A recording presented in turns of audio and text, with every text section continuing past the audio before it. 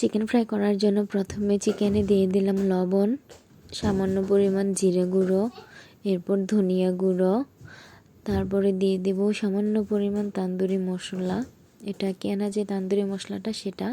এরপর আদা রসুন বাটা দিয়ে দিলাম 1 চামচ পরিমাণ টমেটো সস, এরপরে হালকা সামান্য পরিমাণ শুকনো মরিচের গুঁড়া দিয়ে দেব 1 চামচ পরিমাণ সয়া সস, এরপরে দিয়ে দেব অল্প একটু কর্নফ্লাওয়ার, সেটা দিতেও পারেন বা স্কিপ করতে পারেন। এরপর 1 টেবিল চামচ সরিষার তেল দিয়ে ভালো করে চিকেনটা মেখে রেখে দিব। এবার এটা ভাজার পালা। এখানে ময়দা, কর্নফ্লাওয়ার, গোলমরিচের গুঁড়া দিয়ে এখানে তো চিকেনটাকে সুন্দর করে কোট করে এবার একটু ভিজিয়ে নিলাম পানিতে। এরপর আবার ভালো করে কোট করে তারপরে ডিরেক্ট ভাজতে দিয়ে দিব।